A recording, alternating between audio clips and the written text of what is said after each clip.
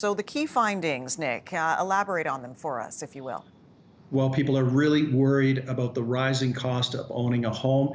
And the thing is the fact that two-thirds of Canadians are worried about that speaks to the situation in the economy. Yes, the job economy, the job market is hot, but with wages going up, rising costs of homes going up, there's a significant amount of worry. And if you happen to be under 35 years of age or living in provinces like British Columbia, you are much more likely to be worried about just paying the bills. Yeah. You also explored how people are planning to tackle the high cost of living that we're seeing. Nick, tell us about that. Well, the thing is what's pretty clear is that although some Canadians haven't really been impacted by the rising cost of living, the fact of the matter is many are kind of delaying purchases and also just struggling to pay the bills. But one of the numbers that really popped for this new national survey for CTV News that we did had to do with paying the mortgage, and we asked Canadians also how concerned or not concerned they were about paying the mortgage, and I think about 35% that they were concerned or somewhat concerned. That might not sound like a lot, Jen, but think of it this way.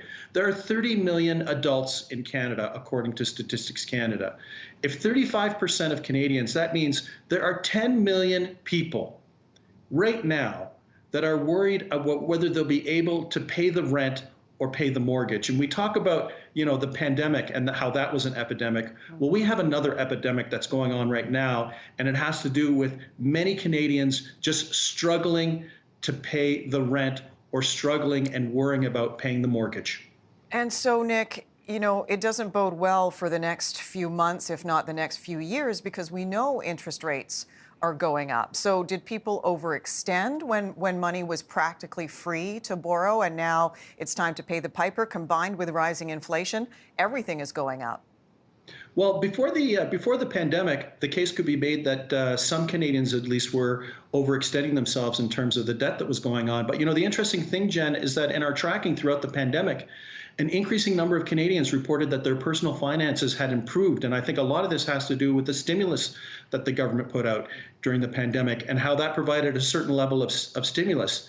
Right now, with the stimulus kind of being scaled back and not being out there, we're back to where we were before, except in even a worse situation because interest rates are on the rise and people are feeling squeezed on usually what is their biggest expense, which is putting a roof over their head. Right. But Nick, what about all that money people were also saving? It wasn't just the stimulus adding to their coffers. It was the fact they weren't spending. They weren't going on vacation. They weren't going out to restaurants. Now, of course, this is the middle class plus we're discussing. But Yeah. shouldn't there be? What happened to all the millions of dollars that are sitting in the savings account, people waiting to spend? Well, people repaired their balance sheet, but the reality is that they still had bills to pay through the course of the pandemic. It was made a little better because of the federal government. They might have kind of reduced their debt, but reducing their debt marginally over the course of the pandemic won't make up for rising interest rates. And it might not sound like a big number, but when interest rates are 1 or 2%, it's not a lot. And when you think if they go to 3 or 4%, you say, it's just a couple percentage points. But the reality is that the cost of interest doubles, Yes. which means that it's going to be harder for people to pay off their debt. And if they incur debt, it's just going to be a greater burden for them just to carry it. Nick Nanos, founder and chief data scientist at Nanos Research. Appreciate it, Nick. Thank you.